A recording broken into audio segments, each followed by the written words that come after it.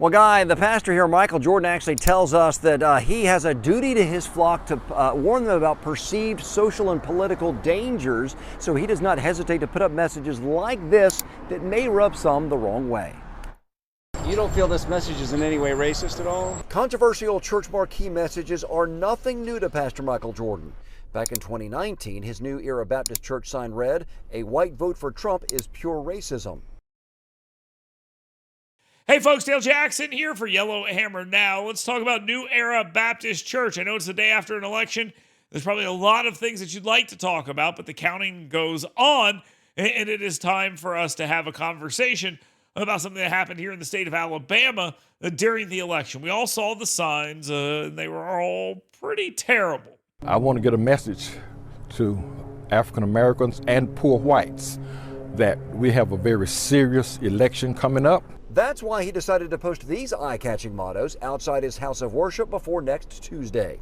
This side suggests a black vote for Donald Trump could lead to a form of slavery. If Donald Trump can control what we study and read or control our wages, we'll be substandard to him. Word of Jordan's political messaging reached Montgomery.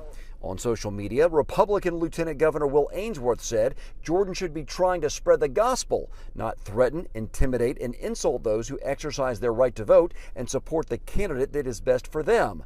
Those responsible for this sign should be ashamed. But he's thinking from a Republican point of view. Donald Trump make sad, pitiful, negative statements about people every day. But Jordan's political points don't stop with cotton-picking threats. He hurls serious insults at any African Americans aligning themselves with a former president. Are you worried at all that when you use words like ignorant, stupid, Negro, as it says on your sign, you may offend people that may want to come to your church? No, they know point blank it's an ear catcher.